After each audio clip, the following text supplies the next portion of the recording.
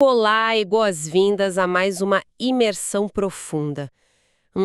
Hoje o nosso foco é bem direto e reto. A gente vai tentar entender por que o sistema educacional parece estar falhando de forma tão crônica.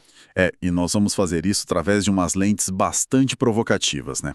Baseado no livro Estimulando Inteligência, do professor Piero Luigi Piazzi. Exatamente. O foco central dessa obra é o que o autor chama de um manual de instruções do cérebro. E olha, é uma imersão em uma visão que não passa pano para os problemas atuais, viu? E, principalmente, coloca um holofote enorme na responsabilidade da família nesse cenário todo. Nossa, com certeza. É uma daquelas leituras que, sabe, nos obriga a repensar coisas que a gente aceita como normais no dia a dia. Sem dúvida. É um texto que tem um tom muito incisivo, muito analítico, e para estruturar essa crítica toda, o autor recorre a uma metáfora inicial que meio que guia toda a argumentação dele. A ideia de que o sistema educacional está doente, né? Isso, e não estamos falando de um resfriadinho passageiro, sabe? É uma patologia grave mesmo, sistêmica. E para entender a raiz desse problema, a análise do livro se desenrola quase como um caso clínico. Tipo um prontuário médico. Exato. Ele começa identificando os sintomas mais evidentes dessa falência, aí passa por um diagnóstico bem detalhado de como a gente chegou a esse ponto e, por fim, propõe uma abordagem para tentar curar ou reverter esse quadro. Então vamos destrinchar essa ideia, porque a premissa de toda a argumentação dele se apoia numa regra de ouro que ele costumava trazer da própria experiência em sala de aula. Aquela dos 3 grupos de jogadores? Essa mesma. Ele parte do princípio de que o sistema escolar é formado por alunos, famílias e professores. E a lógica dele é muito simples.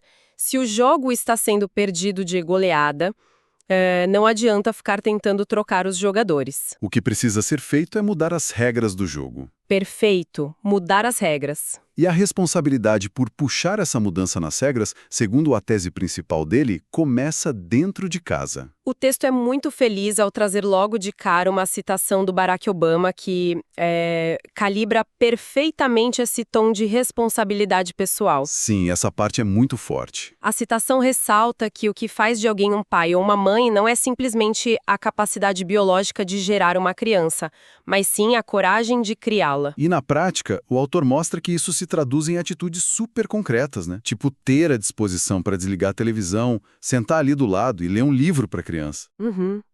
O argumento central que permeia a obra inteira é que a educação, na sua essência formadora, não pode de jeito nenhum ser terceirizada integralmente para a escola. O que já nos leva direto a examinar o primeiro sintoma dessa grande doença educacional. O autor aponta para um fenômeno que é muito nosso, muito brasileiro. A existência crônica dos cursinhos preparatórios. Isso. E ele introduz um conceito que é trágico, mas muito irônico. Ele chama esses cursinhos de UTIs educacionais. Nossa, UTIs, unidades de terapia intensiva. Exatamente. UTIs, criadas especificamente para atender as vítimas de erros médicos cometidos pelo próprio sistema de ensino regular. É uma reflexão implacável, porque se a escola realmente funcionasse e cumprisse o papel dela, a instituição do cursinho simplesmente não teria razão de existir. Pois é. E o que prende atenção na forma como ele expõe isso é a observação de exemplos muito práticos do nosso cotidiano, sabe? Áreas onde a falha do sistema grita na nossa cara. Pensa no caso dos bacharéis em Direito. Ah, o exemplo da OAB. Isso. Uma pessoa passa 5 longos anos numa faculdade, cumpre todos os créditos, recebe o diploma lá na formatura e logo em seguida vai lá e reprova no exame da OAB.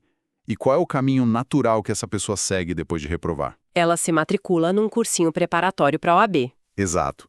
E o autor questiona a raiz desse absurdo. Como é que alguém estuda 5 anos e não está pronto para exercer a profissão? A conclusão dele é que, durante a faculdade, o aluno não aprendeu direito de fato. Ele aprendeu a mecânica de como tirar um diploma de bacharel. É chocante quando a gente coloca nesses termos. E ele estende esse raciocínio para a medicina também, né? Estende. Um indivíduo passa 6 anos numa faculdade de medicina, mas na hora de enfrentar a prova para residência médica, Ele se vê obrigado a fazer um cursinho. Isso. E até em situações bem mais banais do dia a dia, tipo tirar a carteira de motorista.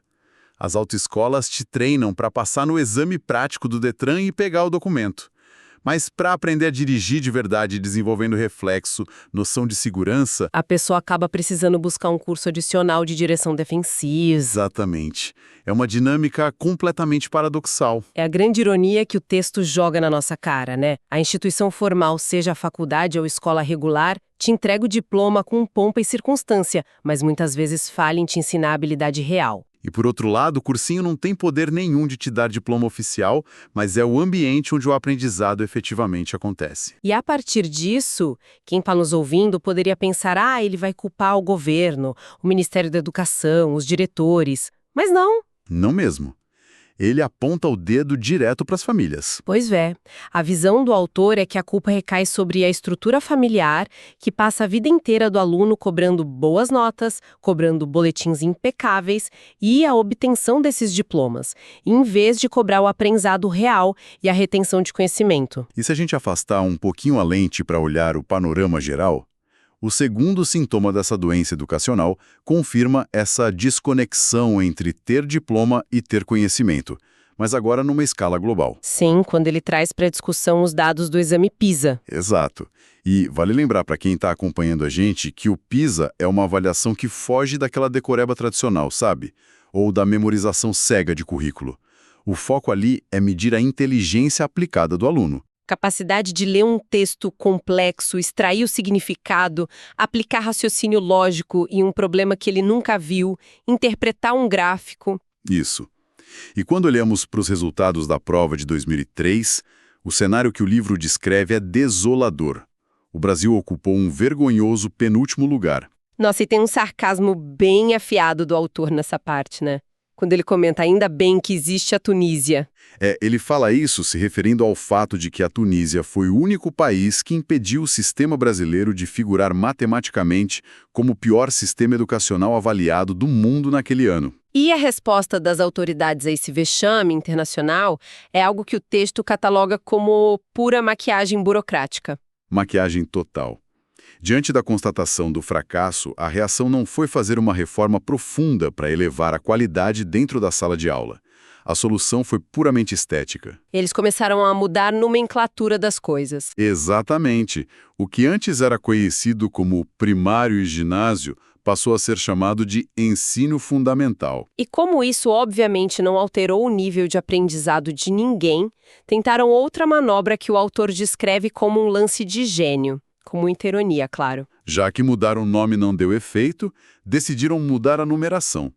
A antiga primeira série foi rebatizada para segundo ano. Numa tentativa bem clara de embaralhar as estatísticas e dar uma falsa sensação de avanço. Mas o resultado prático foi nulo, né? Os índices continuaram péssimos. Na edição de 2009, o país amargou a 57ª posição entre 65 nações avaliadas. E essa letargia do sistema fica mais gritante ainda quando o autor faz comparações internacionais. A obra cita bastante a Finlândia, apontando que o sistema deles funciona com rigor e uma eficiência muito parecidas com os bons cursinhos brasileiros. Mas em vez de buscar entender a mecânica da Finlândia, o autor critica o hábito de delegações educacionais brasileiras viajarem para fazer estágios na Espanha e, segundo ele, essa escolha era puramente baseada no fato de que a pedagogia espanhola era considerada fashion. Estava na moda no meio acadêmico. Isso, independentemente dos resultados práticos. E, em contrapartida, o texto destaca o caso do Cazaquistão no PISA de 2012. Mesmo sendo uma nação com problemas estruturais gravíssimos, eles implementaram mudanças que resultaram numa melhora substancial em matemática e ciências. Enquanto o Brasil permaneceu estagnado e chegou até a regredir em áreas fundamentais, como leitura. E chegando nesse ponto, acho que vale a pena a gente fazer uma pequena pausa para contextualizar a raiz dessa estagnação na visão da fonte. Muito bem lembrado. O autor atribui esse fracasso prolongado a uma linha pedagógica muito específica. E olha, é importante pontuar de forma bem clara para a nossa audiência que estamos aqui relatando a leitura rigorosa e bastante crítica que ele faz da situação. Nosso papel não é tomar partido ou validar teorias educacionais, mas sim apresentar fielmente os argumentos expostos no livro. Sem dúvida, essa ressalva de imparcialidade é fundamental, porque o que a fonte descreve com bastante veemência é a instauração do que ele chama de uma ditadura pedagógica. E profundamente baseada no construtivismo. Exato. A crítica mira numa cultura acadêmica onde teóricos constroem suas carreiras inteiras, passando pela graduação, mestrado, doutorado com um viés puramente construtivista e acabam assumindo posições de poder em ministérios e secretarias de educação. E o grande problema na ótica dele é que muitos desses formuladores de políticas públicas nunca pegaram num giz de verdade. Nunca. Nunca enfrentaram o desafio real de uma sala de aula de ensino básico com 40 alunos. Ele argumenta que essas diretrizes são criadas no conforto dos gabinetes e impõem um paradigma que já se provou falho na prática, gerando essas sucessivas gerações de alunos com deficiências severas. E para tentar romper com essa estrutura engessada, a obra volta àquela premissa de que as famílias precisam entrar em campo para mudar as regras. E é aí que a gente entra no diagnóstico que o autor propõe. A gente já entendeu os sintomas, mas por que o sistema falha logo na base, na relação aluno e professor? O primeiro diagnóstico levantado pelo texto é direto ao ponto. Ele diz: somos todos mal educados. E a analogia que ele usa para explicar isso é perfeita para ilustrar nossa relação atual com a atenção. Ele pede para a gente imaginar um coquetel elegante, uma festa com as pessoas conversando em pequenas rodas. Aí, num determinado canto desse salão, tem um homem discursando de forma muito fervorosa, gesticulando bastante, tentando a todo custo chamar a atenção dos convidados. Mas o detalhe intrigante é que todas as pessoas ignoram ele completamente. Ninguém nem olha na direção dele. E a sacada genial dessa analogia é revelar por que as pessoas não estão sendo rudes ou mal educadas ao ignorar ele. Porque ele não está fisicamente ali. Isso. Ele é um vendedor num comercial de televisão que foi deixada ligada no canto da sala tentando vender esponja de aço. O cérebro das pessoas ali entende que aquela mensagem não tem relevância nenhuma para o contexto do coquetel. Exatamente. O diagnóstico que ele extrai disso é que a nossa sociedade moderna, que é inundada pela presença contínua de telas, acabou condicionando o cérebro humano. A gente foi treinado a tratar esse fluxo constante de imagens e sons, esse zoom, zoom, zoom das telas, como um mero ruído de fundo. Sim, algo que o nosso sistema neurológico deve ignorar instintivamente para não entrar em curto-circuito. E a consequência disso para a dinâmica escolar é devastadora. Porque, pensa bem, quando um jovem que passou a vida inteira condicionado a ignorar pessoas falando em telas, entra numa sala de aula, se depara com um professor lá na frente, falando e gesticulando, o cérebro dele usa o mesmo filtro que usa para a TV. O professor vira ruído de fundo. Pois é, e o autor até menciona como isso afeta os adultos também. Ele relata palestras onde o celular toca, a pessoa atende e começa a falar em voz alta no meio do auditório, achando super normal. A nossa capacidade de focar a atenção foi completamente fragmentada. E o texto argumenta que essa crise ganha contornos muito piores por causa de uma confusão nos papéis sociais. De quem deveria colocar os limites? Esse é um ponto crucial do diagnóstico. A distinção que ele faz entre instrução e educação. Ele resgata a própria experiência lá na Itália, onde ele estudou. Ele destaca que lá não existe Ministério da Educação, existe Ministério da Instrução. A linha divisória é nítida. Quem tem o dever de educar, de formar caráter e valores, são os pais. A escola existe para instruir, para transmitir conhecimento acadêmico. E o texto argumenta que no Brasil, ao começarmos a chamar os professores de educadores, a sociedade entregou de bandeja aos pais a desculpa perfeita para terceirizar a formação dos filhos. Muitos pais, na ânsia de serem vistos como amiguinhos dos filhos, evitam o desgaste de dizer não e acabam delegando essa parte comportamental para a escola, que não tem mandato para isso. E essa dificuldade de estabelecer limites em casa nos leva a um dos pontos mais polêmicos do livro. Sim, e aqui vale aquele alerta essencial para quem nos ouve sobre a natureza desse conteúdo. O autor faz alegações muito fortes e controversas sobre o transtorno do déficit de atenção com hiperatividade, o TDAH. Reiterando que o nosso objetivo aqui é puramente relatar a argumentação da fonte. Essa é uma visão estritamente pessoal do autor e não invalida o consenso psiquiátrico de forma alguma, nem serve como aconselhamento médico. É importantíssimo manter essa objetividade, porque a declaração no texto é bem categórica.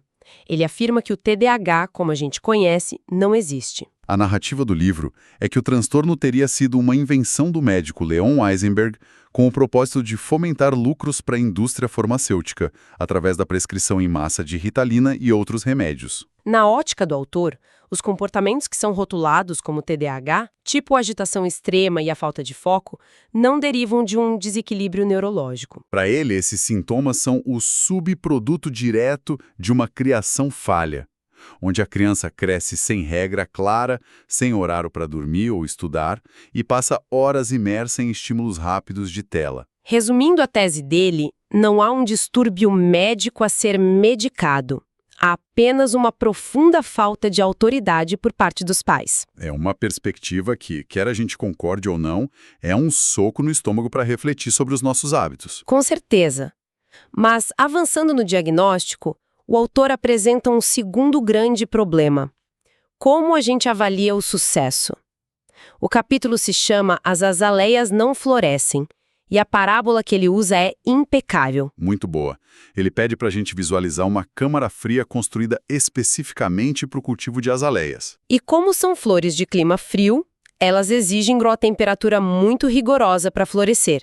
Tem que ficar ali entre 10 e 16 graus Celsius. Se fugir disso, não tem flor. E para monitorar, tem um termômetro registrador que vai desenhando um gráfico contínuo num rolo de papel. O problema é o zelador encarregado de cuidar do sistema. É um funcionário que quer evitar trabalho a todo custo. Sempre que a refrigeração falha e a temperatura ameaça passar dos 16 graus, em vez de consertar a máquina, ele pega uma pedra de gelo e encosta no sensor do termômetro. E se a temperatura cai demais, ele simplesmente acende um fósforo perto do sensor. Aí, quando o supervisor vai avaliar o trabalho no fim do mês, o gráfico impresso está uma verdadeira obra de arte. Uma linha perfeita, sempre dentro da margem ideal. A burocracia foi atendida. Mas o final é trágico, né? Como o ar nunca esteve de fato na temperatura correta, as azaleias morrem sem dar uma única flor. E é impossível não conectar isso na hora com o cotidiano das nossas escolas, tanto públicas quanto particulares. A metáfora é muito transparente. O sistema educacional brasileiro virou especialista em fraudar o termômetro. Aquele gráfico perfeito do zelador preguiçoso é a representação exata dos boletins repletos de notas altas, planilhas de frequência impecáveis e diplomas bonitos de formatura. Essa é a documentação que acalma os pais e os governos. Mas a temperatura real desse ambiente deveria ser o nível de aprendizado concreto na mente do aluno. E a verdade dura é que a temperatura está errada. O aprendizado profundo não está acontecendo. As azaleias, que são as habilidades cognitivas dos alunos, não estão florescendo. O desdobramento prático dessa fraude é devastador. A conclusão do livro é que chegamos num ponto onde o termômetro se tornou mais importante que a temperatura. Aprovamos milhões de estudantes com históricos invejáveis. Mas quando colocados à prova na vida real, ou num exame rigoroso como o PISA, vemos que muitos não conseguem interpretar um parágrafo mais denso. Ou travam diante de matemática básica. A obra descreve isso como um pacto de ilusão mantido por governos que querem estatísticas bonitas, escolas operando como empresas focadas em reter clientes, e famílias que, no fundo, se contentam em receber o pedaço de papel sem jamais questionar se o conhecimento real foi adquirido. E diante de um cenário tão sombrio assim, o autor traz uma síntese voltada para a ação prática. E é legal notar que ele faz questão de desfazer o mito de que ele seria um inimigo da tecnologia. Sim, ele usa a analogia do martelo logo no começo. Se você der um bom martelo para um carpinteiro habilidoso, ele constrói móveis incríveis. Mas as mãos de alguém mal intencionado gera destruição. Ele próprio foi pioneiro no desenvolvimento de softwares didáticos no Brasil nos anos 80. Então a questão não é demonizar o chip ou a tela em si.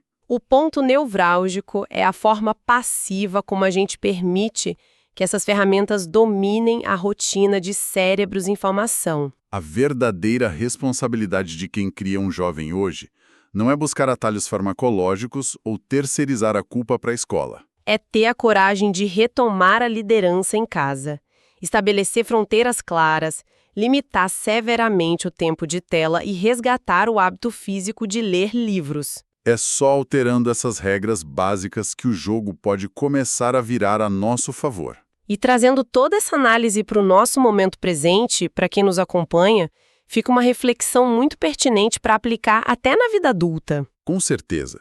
Se a gente observar nossos ambientes corporativos ou nossos projetos pessoais, vale a pena se perguntar: em quantas áreas nós estamos agindo como zelador da câmara fria? Com que frequência a gente se contenta em só esquentar o termômetro? Seja manipulando métricas de vaidade em rede social, gerando relatório que não reflete resultado. Ou só cumprindo carga horária sem gerar valor, enquanto as nossas verdadeiras azaleias, os nossos talentos e capacidades de aprendizado estão murchando sem alcançar o pleno potencial. Essa é, sem dúvida, uma daquelas questões que ficam ecoando na mente. E para encerrar a nossa imersão profunda de hoje, eu quero propor um passo além nessa discussão, projetando as preocupações do livro para um futuro que já está batendo na porta. Vamos lá. Se a mera presença de televisores comerciais e smartphones já foi capaz de treinar o cérebro humano para transformar a voz de um professor físico num simples ruído de fundo, como vai ser o nosso amanhã? Pois é. Diante de uma revolução iminente da inteligência artificial, que promete tutores algorítmicos incansáveis, mundos virtuais imersivos e conteúdos hiperpersonalizados, como é que fica a nossa biologia? É uma pergunta enorme. Será que a gente ainda vai ter a capacidade cognitiva e social de sentar numa sala e aprender coletivamente ouvindo outro ser humano? O ensino presencial físico vai virar um privilégio raro e caríssimo, ou vai ser visto pelo cérebro do futuro como um modelo tão obsoleto que não vai nem fazer sentido tentar consertar? Olha, essa é a grande fronteira que a gente vai precisar desbravar. Um desafio gigantesco para pensarmos quais serão as novas regras do jogo. Uma provocação mais do que necessária para os tempos que virão. Nós agradecemos imensamente pela companhia nesta exploração pelas ideias do professor Pierluigi Piazzi. Fica o convite para continuar questionando os gráficos perfeitos ao seu redor e, acima de tudo, para garantir que as suas próprias azaleias encontrem o clima certo para florescer de verdade. Até a próxima imersão profunda.